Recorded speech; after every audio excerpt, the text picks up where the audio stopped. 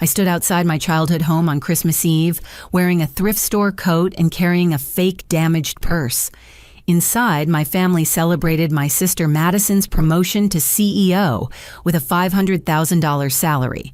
They invited me specifically to witness this triumph and feel ashamed of my supposed failures. What they didn't know is that I own TechVault Industries worth $1.2 billion. I'm about to discover exactly how cruel people become when they believe you have nothing left to lose. The front door opened before I could knock, revealing my mother Patricia in her best holiday dress. Her smile looked practiced, the kind reserved for distant relatives or unwelcome neighbors. "Della, you made it," she said, stepping aside without offering a hug. "Everyone's in the living room. Madison just arrived from the office." I shuffled inside, adjusting my deliberately worn coat. The house smelled like cinnamon and expensive wine with fresh garland draped along the banister. Extended family filled the space, their voices creating a warm buzz that immediately quieted when I appeared. "Look who finally showed up." My father, Robert, called from his leather recliner, barely glancing up from his tablet. "We were starting to think you couldn't get time off from the bookstore." Aunt Caroline approached with her signature concerned expression, the one she reserved for discussing other people's problems. "Della, sweetheart, we've been worried about you, living alone in that tiny apartment, working retail at your age." I nodded meekly, playing my part perfectly. "The bookstore keeps me busy. I'm grateful to have steady work." "Steady work," Uncle Harold repeated with a chuckle, swirling his bourbon. "That's one way to look at it. When I was 32, I was already running my own accounting firm." Cousin Jessica materialized beside him, her real estate success evident in every piece of designer jewelry she wore. "Speaking of success, wait until you hear about Madison's promotion. $500,000 a year, can you imagine?" And here I thought my commissions were impressive. Before I could respond, the sound of heels clicking against hardwood announced Madison's entrance. She swept into the room wearing a tailored navy suit that probably cost more than most people's monthly rent. Her engagement ring caught the chandelier light, sending sparkles across the wall. "Sorry I'm late, everyone," Madison announced, accepting kisses and congratulations from the assembled relatives. "Conference call with the board ran over. You know how it is when you're making decisions that affect hundreds of employees." She finally noticed me standing by the coat closet, still clutching my shabby purse. "Oh, Della, I'm surprised you came. I know family gatherings aren't really your thing anymore." "I wouldn't miss celebrating your success," I replied quietly. "Congratulations on the promotion." Madison's smile turned sharp. "Thank you. It's amazing what happens when you set real goals and work toward them. Brandon and I are already looking at houses in the executive neighborhood." Her fiancé Brandon emerged from the kitchen, wine glass in hand, and slipped his arm around Madison's waist.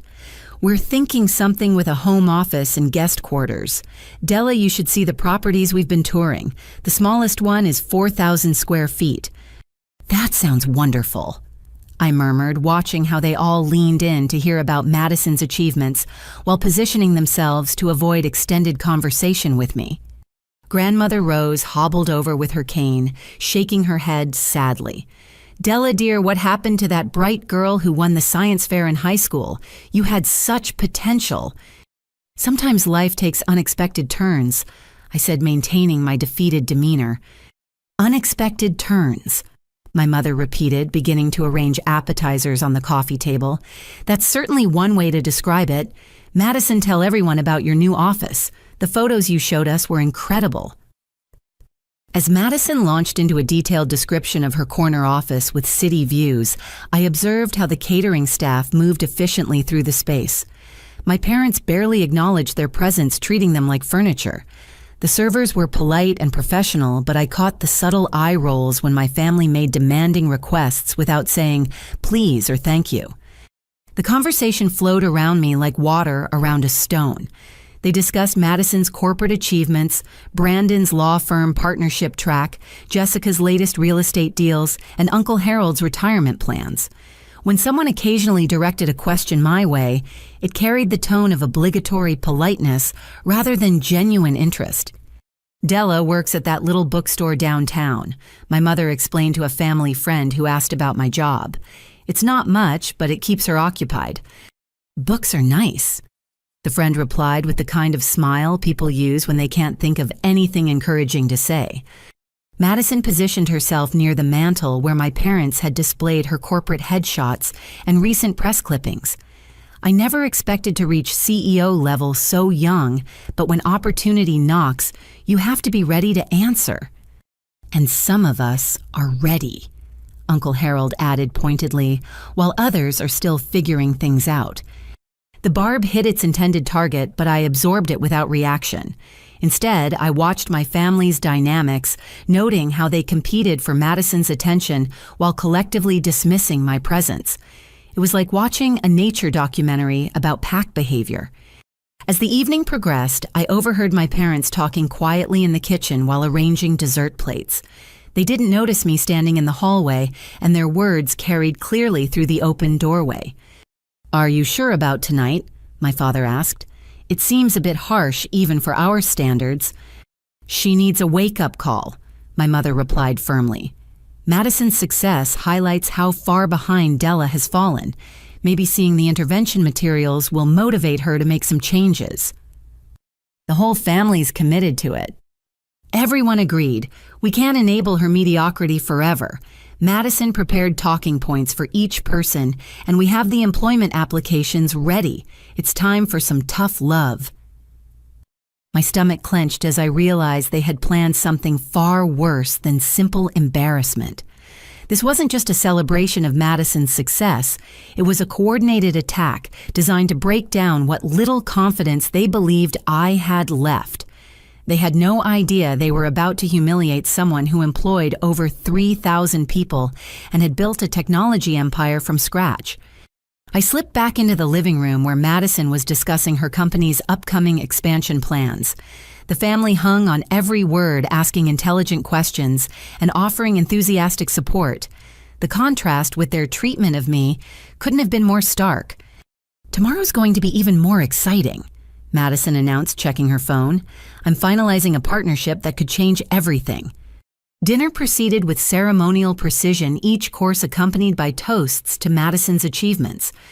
I sat at the far end of the table, picking at my food, while listening to detailed analyses of her career trajectory and future potential. The conversation felt choreographed, as if everyone had rehearsed their roles. After the main course, my father stood and tapped his wine glass with his knife. "Before dessert, we have some special presentations to make." Madison beamed as Uncle Harold retrieved a gift bag from the hall closet. "First, we want to properly recognize our newest CEO," he announced, handing Madison an elegant wooden plaque engraved with her name and title. The family erupted in applause while Madison posed for photos with her award. Brandon took dozens of pictures, promising to frame the best ones for their future home office. "And now," my mother said, her voice taking on a different tone, "we have something for Della as well." Aunt Caroline approached with a much larger bag, her expression radiating forced cheerfulness. "We know you've been struggling lately, sweetheart, so we put together some things that might help." I accepted the bag with trembling hands, playing my role as the grateful but confused family failure. Inside, I found a collection of items that would have been insulting if they weren't so perfectly predictable. Budget planning workbooks, discount store gift cards, and employment applications for entry-level positions at local businesses. "We researched opportunities that might be good fits," Jessica explained, pulling out one of the applications. "There's a receptionist position at my real estate office, and Uncle Harold knows about an opening for a file clerk at his firm." "The important thing is taking that first step," my mother added. "You can't keep drifting through life without a plan." Madison leaned forward, her voice taking on the patronizing tone she probably used with underperforming employees. "I've actually been thinking about this a lot, and I have a proposal. My new position comes with authority to hire an executive assistant. The salary wouldn't be much, maybe $30,000 a year, but it would give you structure and purpose." The family murmured approval of this generous offer, praising Madison's kindness in considering her struggling sister. I clutched the gift bag, forcing tears into my eyes to complete the performance. "That's incredibly generous," I whispered. "I don't know what to say." "Say yes," Uncle Harold encouraged. "Madison's offering you a chance to be part of something successful instead of hiding away in that bookstore." Grandmother Rose nodded emphatically. "In my day, family helped family. Madison is being very gracious considering." "Considering what?" I asked, though I suspected I already knew. "Well, dear," Grandmother Rose continued, "you haven't exactly made the family proud.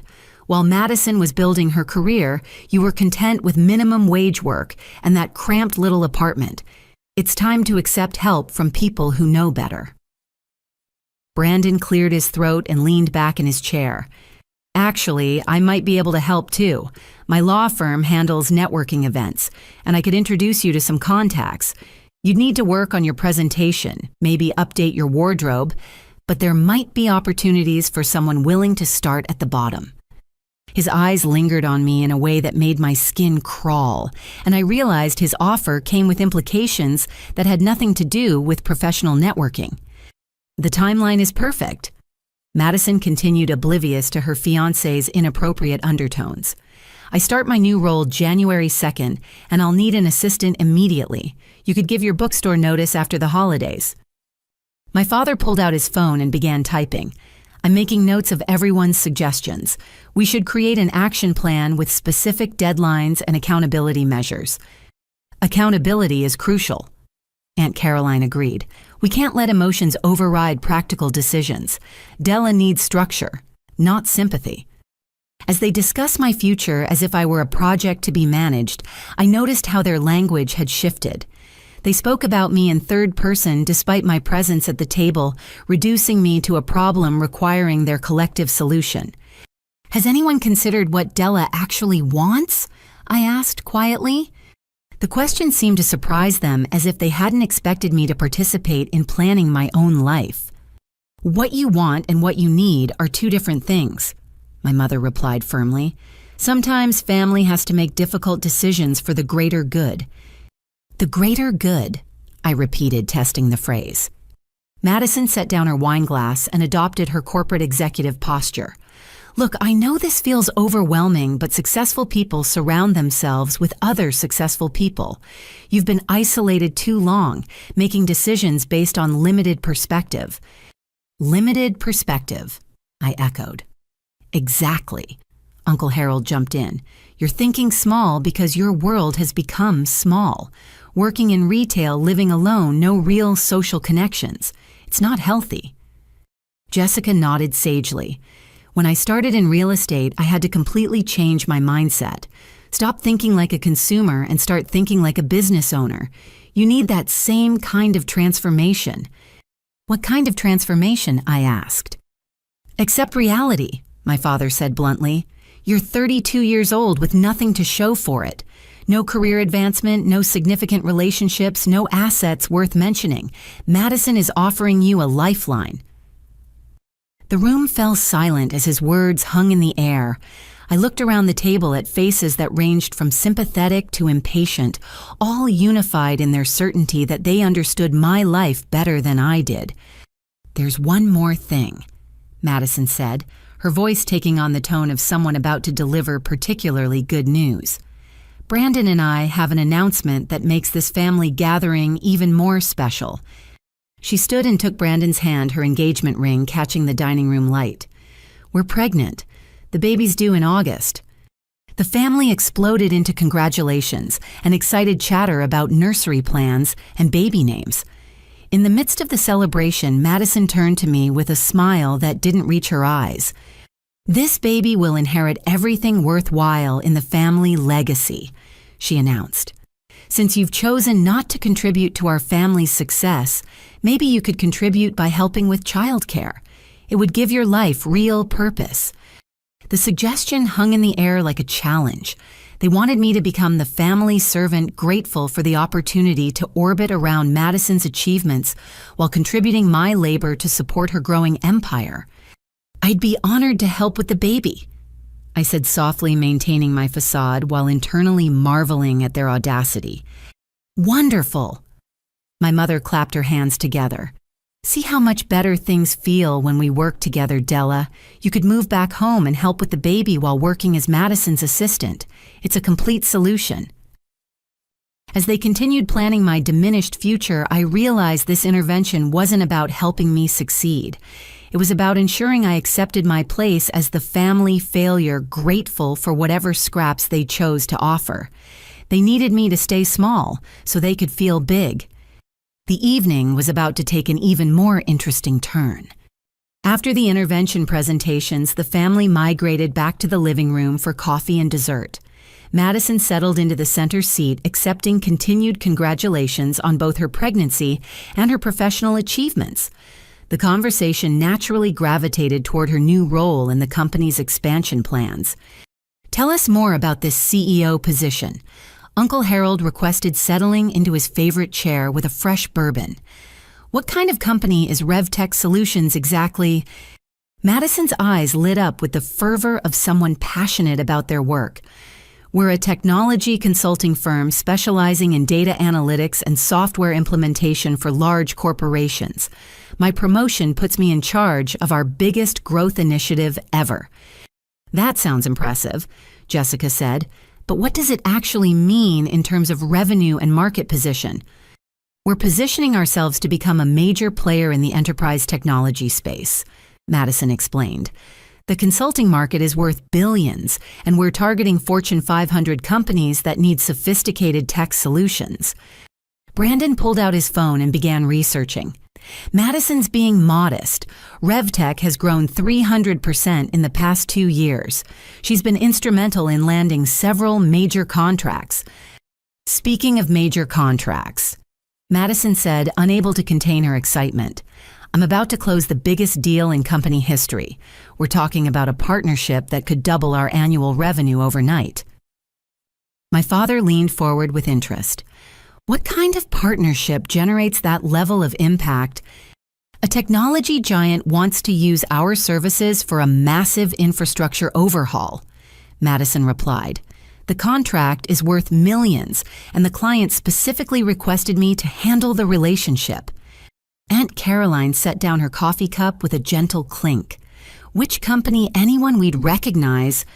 Madison paused dramatically, savoring the moment before her big reveal. TechVault Industries. The name hit the room like a small explosion. Everyone began talking at once, expressing amazement and asking questions. Even Grandmother Rose perked up in her chair. TechVault Industries. Uncle Harold repeated, immediately typing the name into his phone. Good Lord, Madison. Their market valuation is over $1 billion. $1.2 billion, actually, Madison corrected with obvious pride. They're one of the most successful technology companies in the country, and they chose RevTech as their exclusive consulting partner. Jessica whistled low. I've read articles about TechVault. They're incredibly selective about business relationships. How did you manage to get their attention? Professional networking and reputation, Madison explained. Word gets around in the tech industry when you deliver exceptional results. TechVault's team reached out to us specifically because of projects I've managed. Brandon continued researching on his phone, reading aloud from various business publications. Listen to this. TechVault Industries, founded 8 years ago, specializes in proprietary software solutions for enterprise clients. Annual revenue exceeds $400 million. Headquarters in downtown Chicago with subsidiary offices nationwide. $400 million in annual revenue, my father repeated, clearly impressed.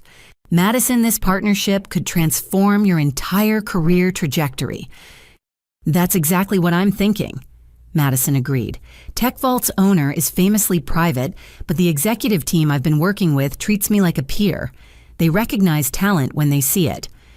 I sat quietly in my corner chair, sipping coffee and absorbing every word.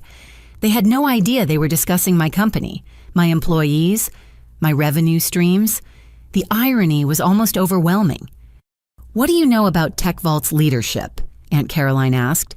These billion-dollar companies usually have fascinating origin stories.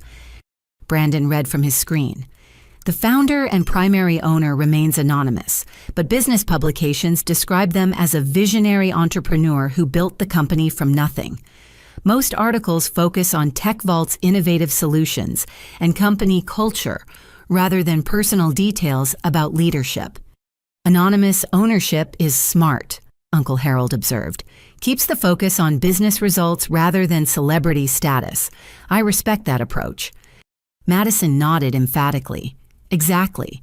TechVault operates with incredible professionalism. Every interaction I've had with their team has been polished and strategic. They're the kind of company that makes RevTech look good by association. When do you finalize this partnership? Jessica asked. Tomorrow, actually, Madison replied. Christmas Day.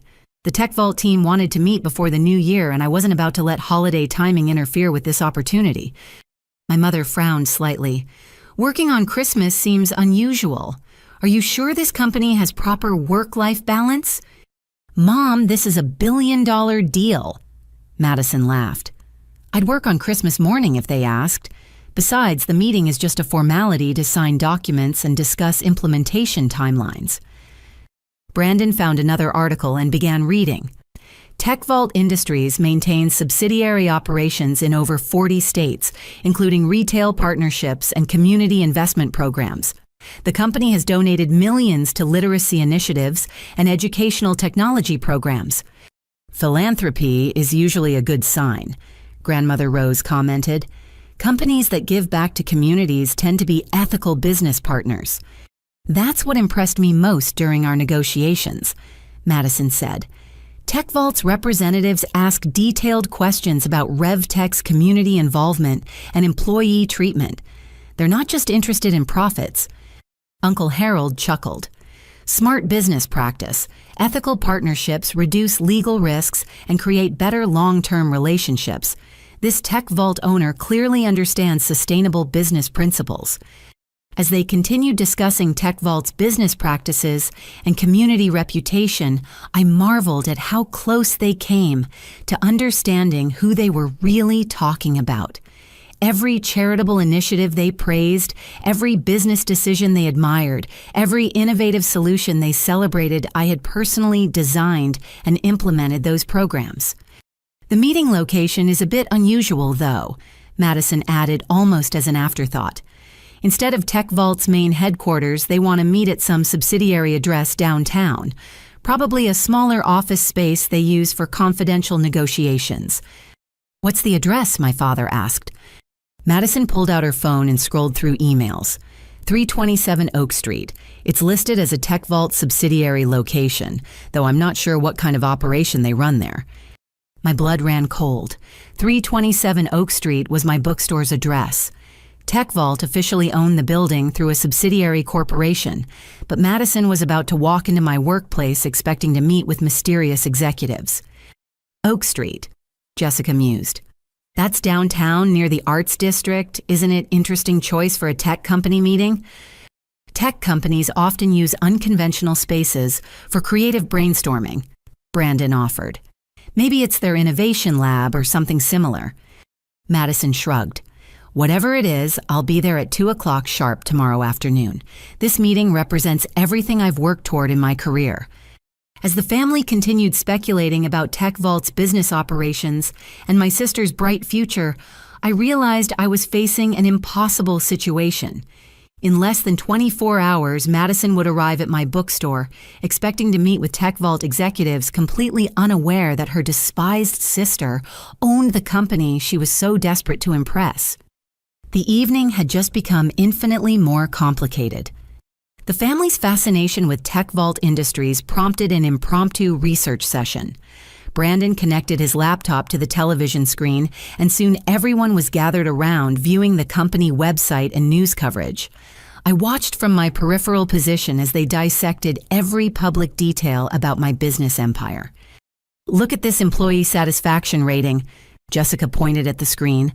97% positive reviews on employment websites. TechVault must have incredible management. Uncle Harold adjusted his glasses to read the smaller text. Average employee tenure is 8 years, and they offer profit-sharing, unlimited vacation, and comprehensive health care. This isn't just a successful company, it's a model employer. The founder clearly understands that investing in people creates better business outcomes, my father observed. Smart leadership philosophy. Madison leaned forward studying a press release about TechVault's latest software launch. I've been wondering about their decision-making process. Every interaction I've had suggests someone with exceptional attention to detail and long-term strategic thinking. What kind of interactions? Aunt Caroline asked. Contract negotiations were unusually thorough, Madison explained. Most companies focus on deliverables and timelines, but TechVault's team asked detailed questions about RevTech's company culture, employee development programs, and community partnerships. Brandon scrolled to a new page showing TechVault's charitable giving history. They've donated over $15 million to educational programs in the past 3 years. Look at this list of recipient organizations. As he read through the beneficiaries, my heart rate increased.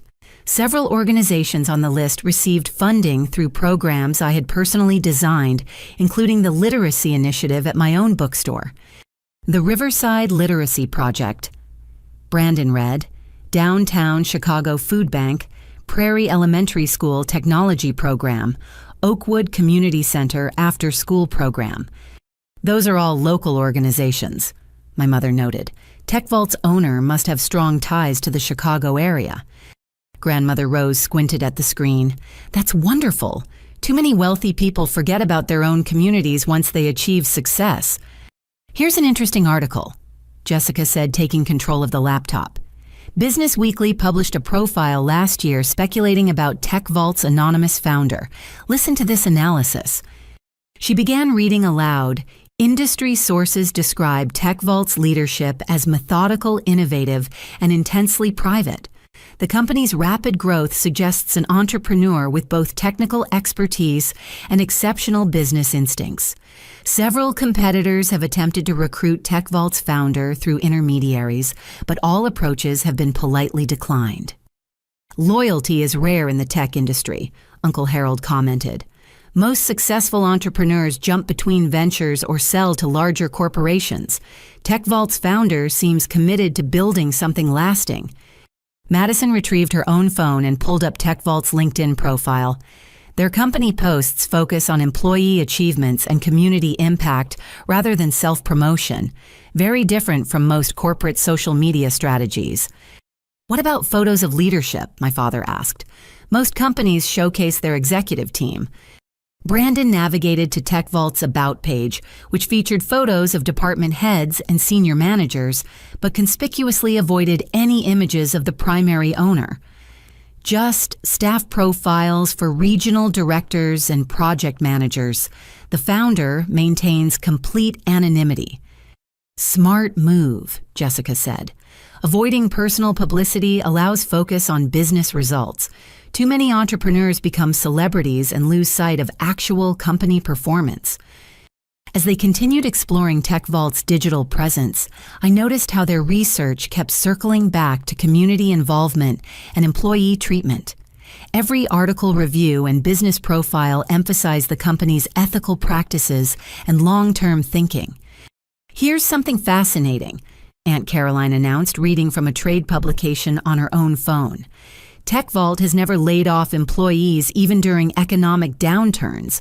They retrained people for new roles instead of cutting staff. That's almost unheard of in the technology sector, Brandon said.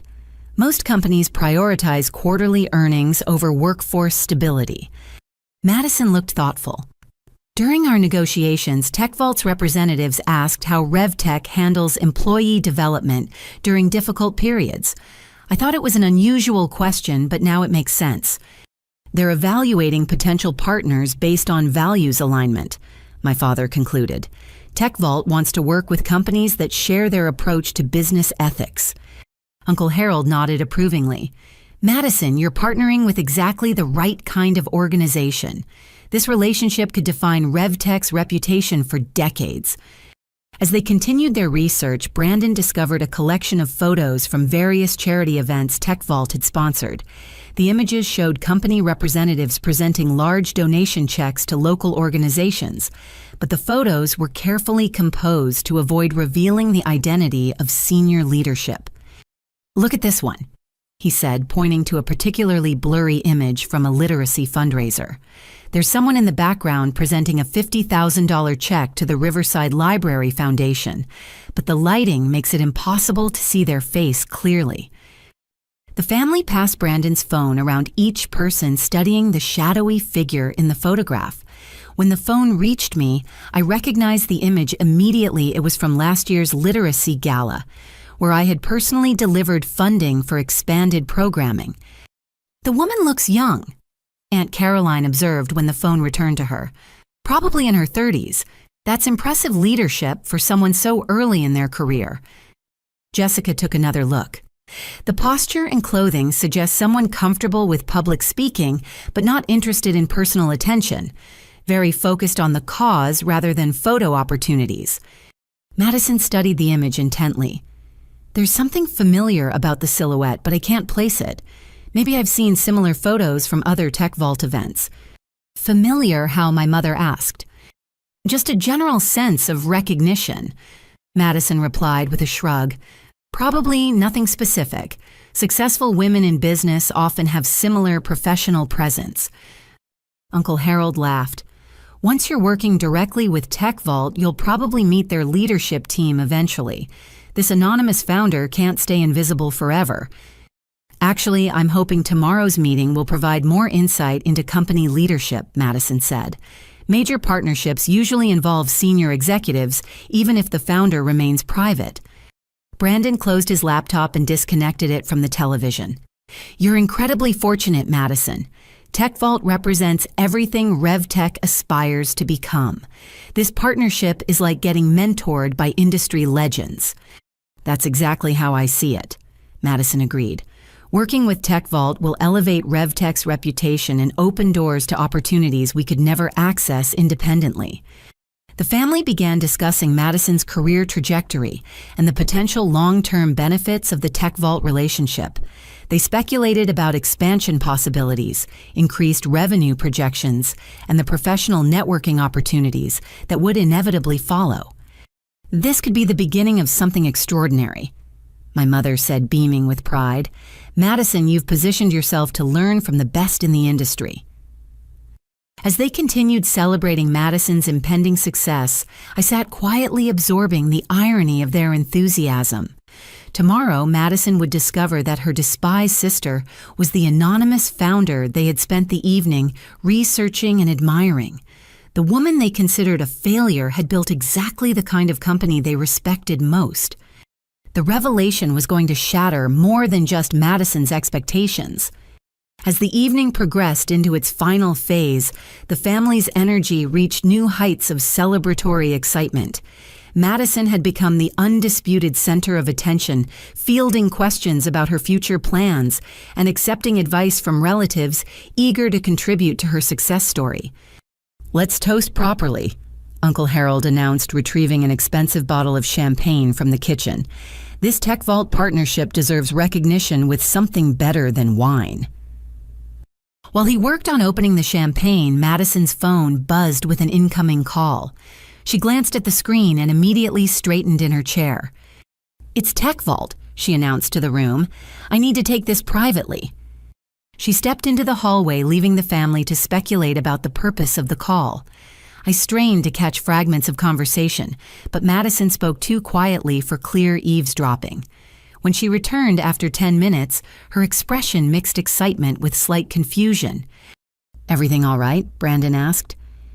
"More than all right," Madison replied, though her tone suggested some uncertainty.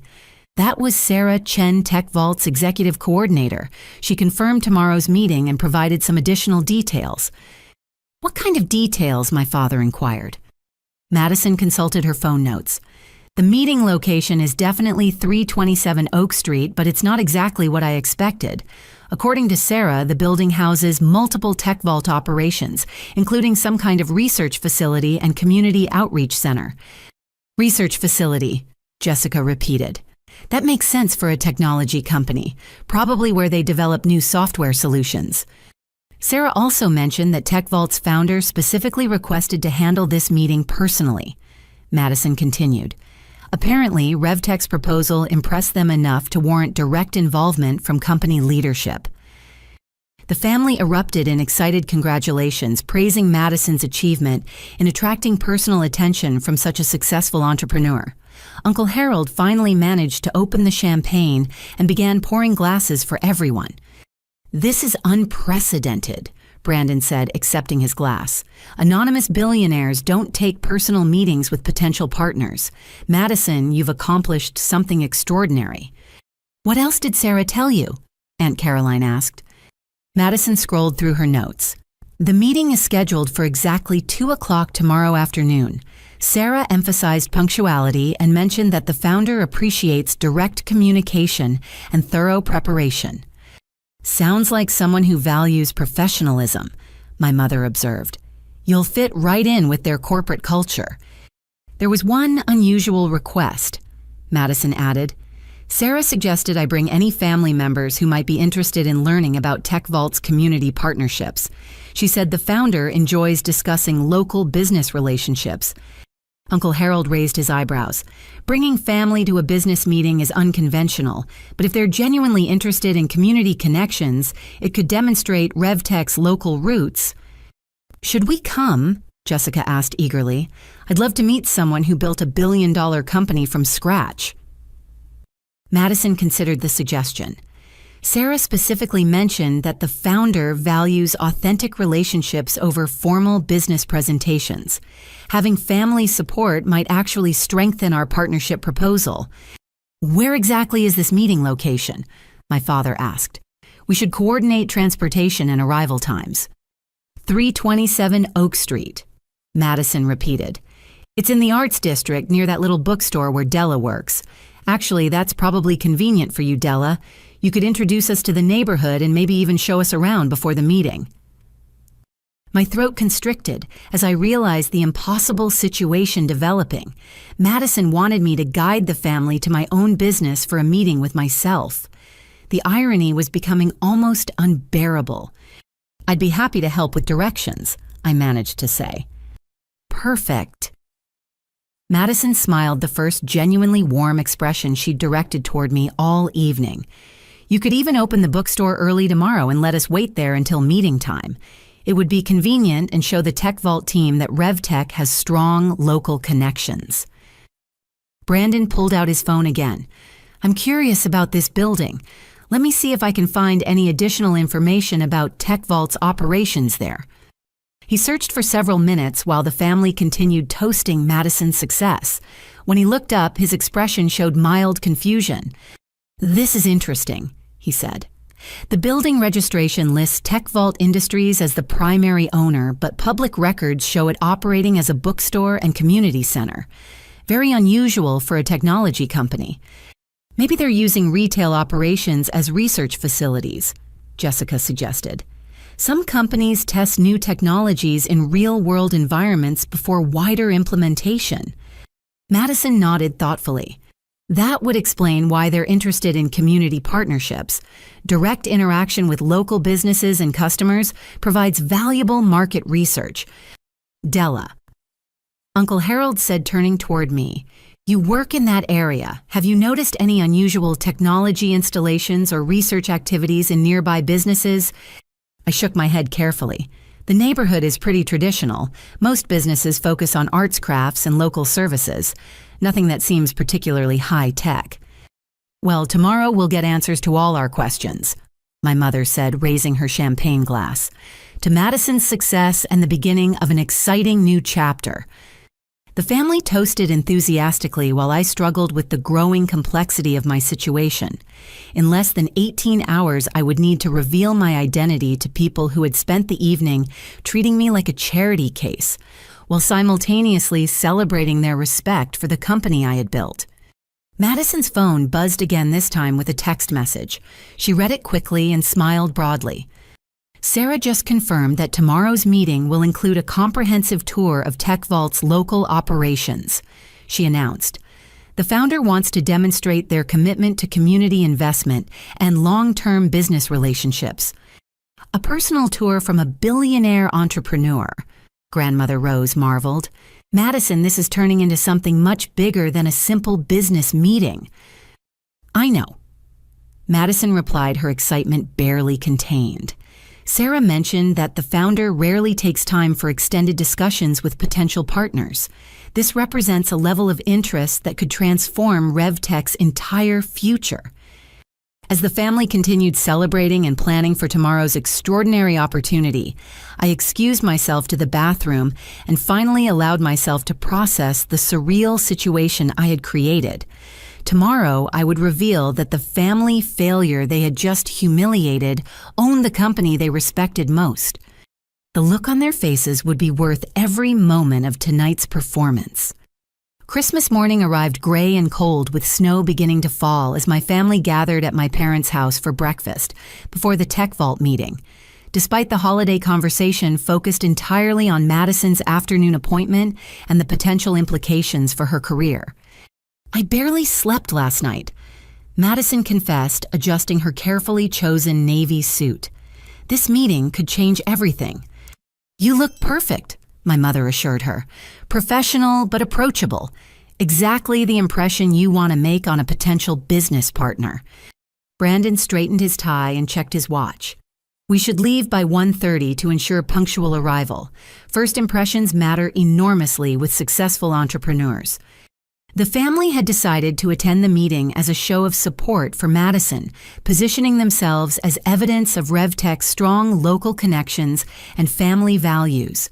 Everyone wore their finest clothing and carried notebooks for taking detailed observations about Tech Vault's operations. Della, you're still planning to meet us at the bookstore? Uncle Harold asked.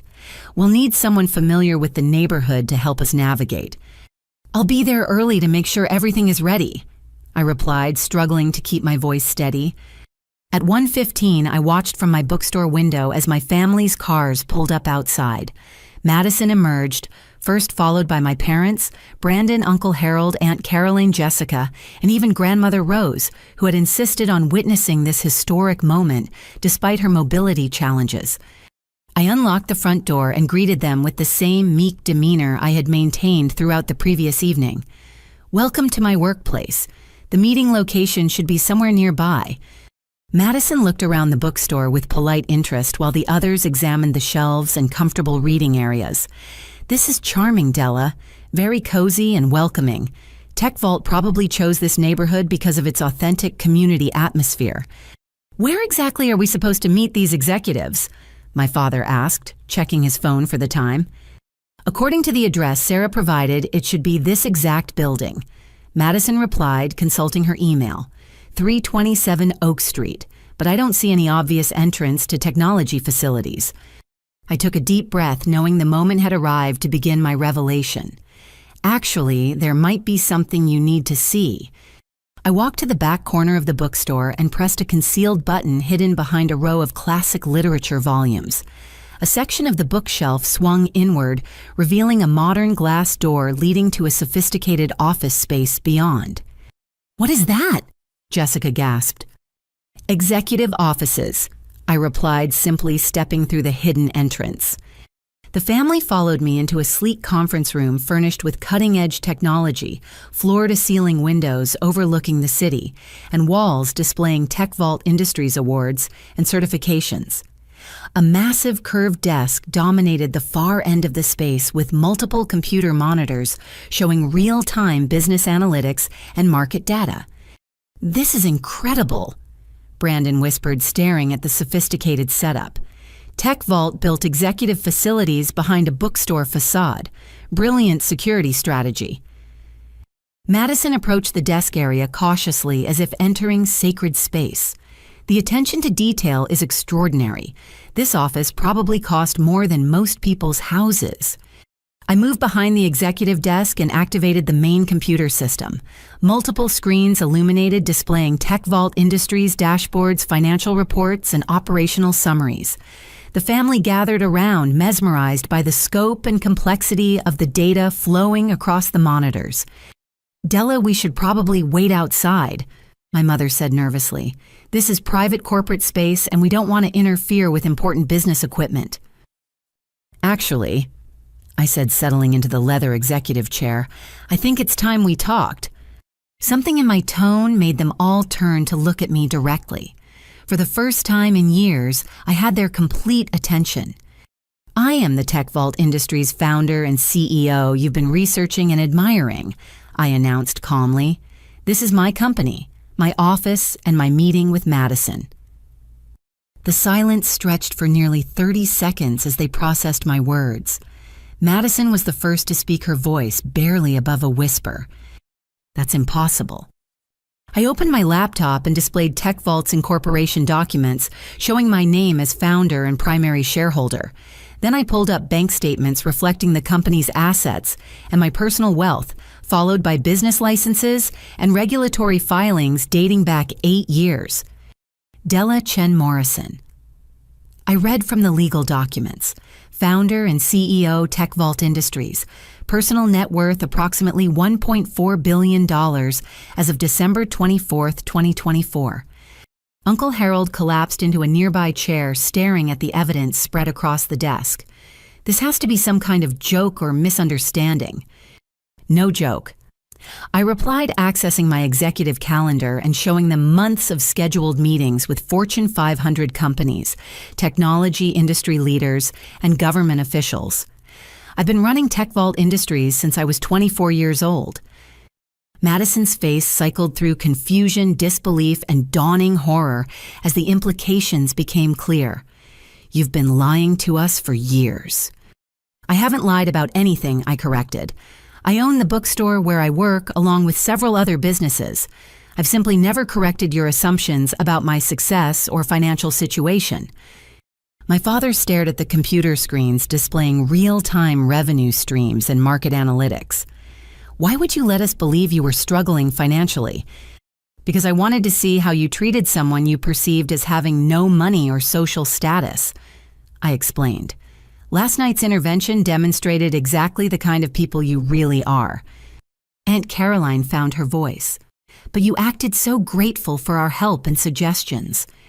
"I was curious to see how far you'd go with your condescending charity," I replied.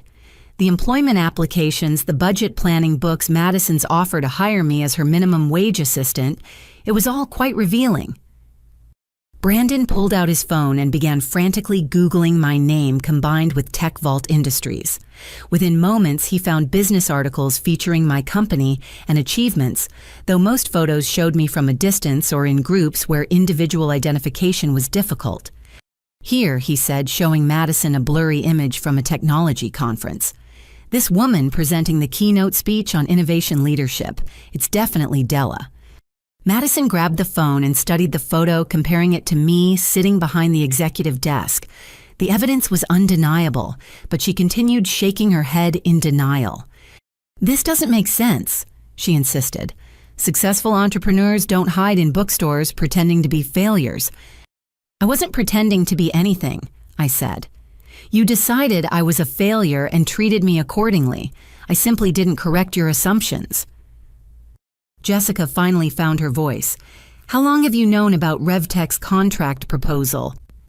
"I've been personally reviewing your partnership application for 6 weeks," I admitted.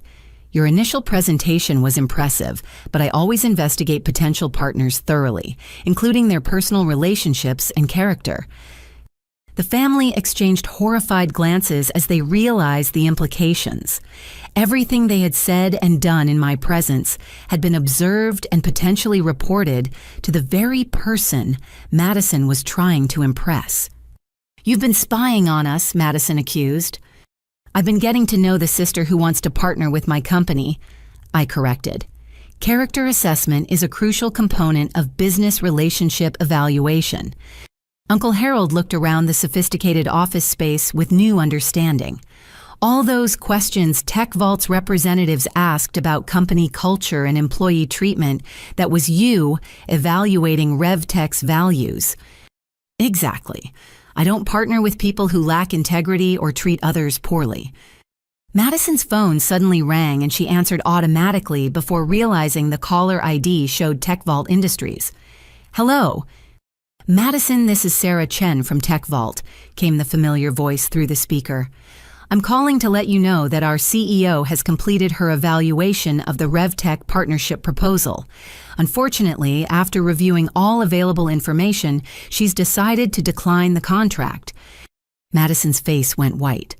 But why? I thought the meeting went well. The CEO was particularly concerned about character compatibility and RevTech's approach to family relationships and employee development. TechVault Industries prioritizes partners who demonstrate consistent respect for others, regardless of their perceived social or economic status. The phone call ended, leaving Madison staring at her device in shock. Around the conference table, my family began to understand that their behavior had been documented and evaluated by the very person they had been trying to impress. "You destroyed my career," Madison whispered. "You destroyed your own career," I replied firmly. "I simply observed how you treat people when you think they can't affect your success. TechVault Industries doesn't work with companies that lack basic human decency."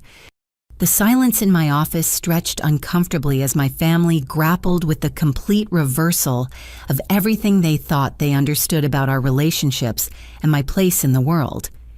Madison remained frozen in her chair, staring at her phone as if Sarah's call might somehow reverse itself. "I need to understand something." My father finally said, his voice hollow. "If you've been this successful for years, why didn't you tell us?"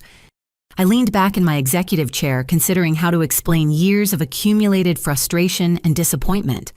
I tried, actually, multiple times. "Do you remember 3 years ago when I mentioned expanding my business operations? You assumed I meant adding a coffee bar to the bookstore." "That was different," my mother protested weakly. "Was it what about when I talked about my investment portfolio and Uncle Harold laughed and said I probably had $50 in a savings account? Or when I mentioned traveling to technology conferences and Jessica assumed I was attending as some kind of vendor?" Aunt Caroline shifted uncomfortably in her seat. "We thought you were being optimistic about small business growth." "You thought I was delusional," I corrected. "Every time I shared good news or mentioned professional achievements, someone in this family found a way to diminish or dismiss what I was saying. Eventually, I stopped trying to share anything meaningful about my actual life." Brandon cleared his throat nervously. "But surely you could have been more direct about your success." "Like Madison was direct about hers?" I asked, pointedly. "She announced every promotion, every salary increase, every professional achievement. You celebrated each milestone with enthusiasm and pride. When I shared similar information, you treated it like fantasy or delusion." Uncle Harold looked around the sophisticated office space, finally beginning to grasp the magnitude of what he was seeing. "This represents years of work and enormous financial investment. You built all of this while we thought you were barely getting by. I built this while you actively discouraged me from sharing my achievements," I clarified. "There's a difference between privacy and being systematically ignored." Madison suddenly looked up from her phone, her expression shifting from shock to anger. "You deliberately sabotaged my career out of some petty family resentment." "I evaluated a business partnership based on character and integrity," I replied calmly. "The fact that you failed that evaluation reflects your choices, not mine." "What choices?" Madison demanded. "I've worked incredibly hard to build my career." "You worked hard to advance yourself while treating other people poorly," I said. "Last night, you offered me a minimum wage job as your personal assistant. You suggested I should be grateful for the opportunity to serve you. You announced that your baby would inherit everything worthwhile in the family because I hadn't contributed to your definition of success." The words hung in the air as Madison realized how her statements sounded when repeated back to her. Around the table, other family members began shifting uncomfortably as they remembered their own contributions to the previous evening's intervention. "We were trying to help you," Grandmother Rose said quietly. "You were trying to make yourselves feel superior."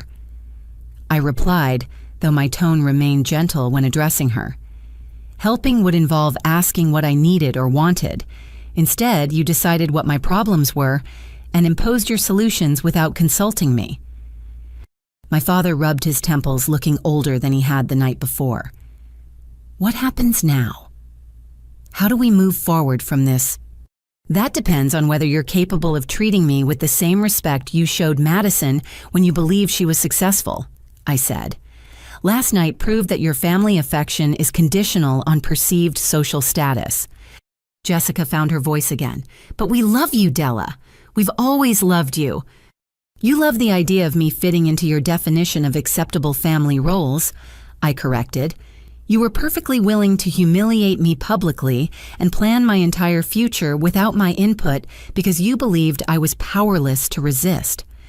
Can you forgive us? My mother asked, tears beginning to form in her eyes.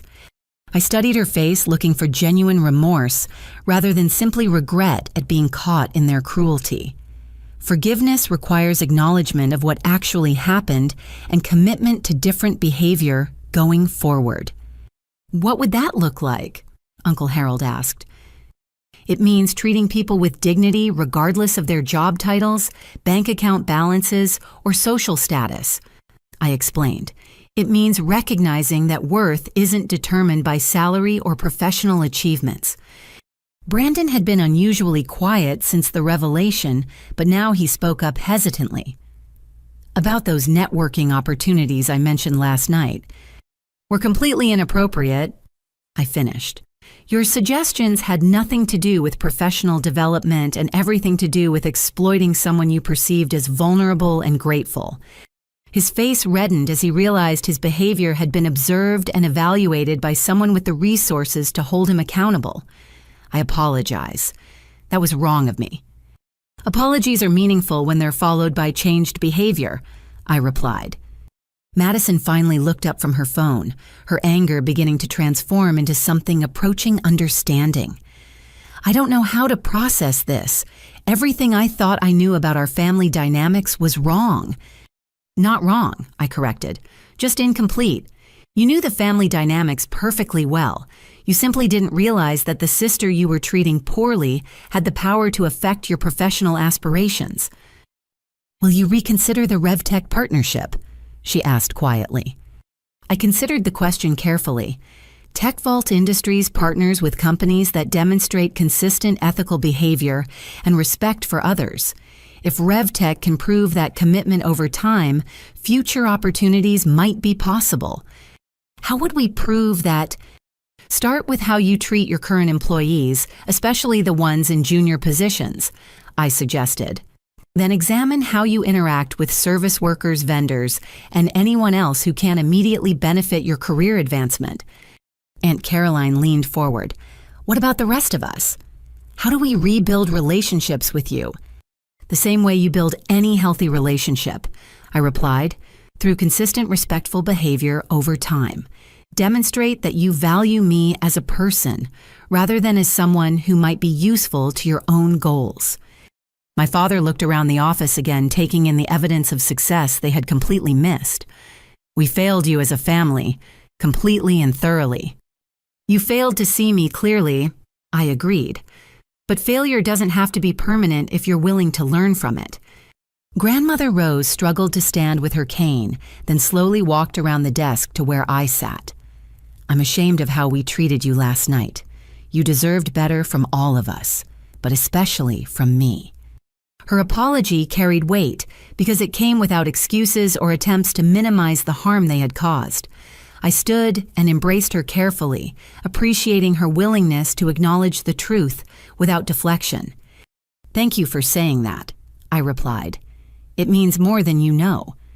Over the next hour, we continued talking through years of accumulated misunderstandings and missed opportunities for genuine connection. Some family members, like Grandmother Rose and my father, seemed genuinely committed to rebuilding our relationships on healthier foundations.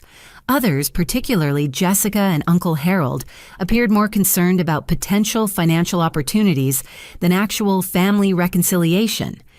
Madison sat quietly for most of the conversation, processing the complete upheaval of her worldview. Finally, she spoke up again.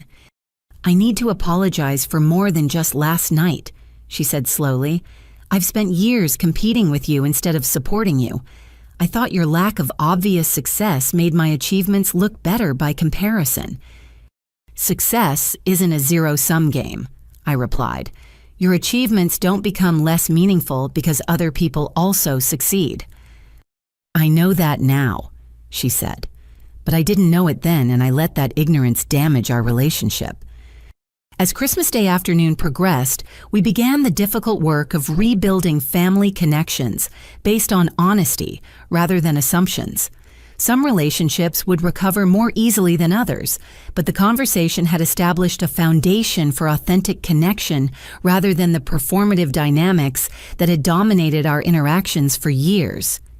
There's something else you should know, I said as the family prepared to leave. The literacy programs and community investments you read about last night. They include funding for local educational initiatives, job training programs, and small business development grants. You've been helping the community anonymously, my mother realized. I've been investing in the place I call home, I corrected. Success means nothing if it doesn't contribute to something larger than personal achievement. Madison looked thoughtful. That's why TechVault's representatives ask so many questions about community involvement during our negotiations. Exactly.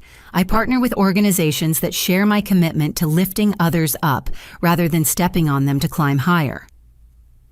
As they gathered their coats and prepared to return to their Christmas celebrations, the family dynamics had shifted dramatically from the evening before. Instead of treating me as a charity case requiring their intervention, they now approached me with the kind of respect they had always shown Madison's achievements. But more importantly, they had begun to understand that true success involves how you treat others when you believe they can't affect your life, not just how you perform when you're trying to impress someone powerful. Walking them to the door, I reflected on the strange satisfaction of watching people confront the consequences of their own character choices. Madison had lost a professional opportunity not because I was vindictive, but because she had revealed values incompatible with ethical business partnership. The evening had taught me something valuable too, that I had more power than I realized to demand better treatment from people who claimed to love me. Setting boundaries and maintaining standards wasn't cruel. It was necessary for healthy relationships. As I locked the bookstore and returned to my office, I felt lighter than I had in years. The truth was finally visible, and whatever relationships survived this revelation would be built on solid foundations rather than false assumptions. Sometimes the greatest gift you can give someone is the opportunity to see themselves clearly and choose who they want to become next. Before you go, I'd love to hear your thoughts. Have you ever had to set boundaries with family members who treated you differently based on your perceived success or status? How do you think people should handle situations where family members show their true character during difficult times? Please share your experiences in the comments below, and don't forget to like this video if you found Della's story meaningful. Subscribe for more stories about family dynamics, personal growth, and finding your strength in challenging relationships. Share this with someone who might need to hear that their worth isn't determined by other people's opinions. Thank you for listening to Della's journey, and I hope your holidays are filled with genuine love and respect from the people who matter most in your life.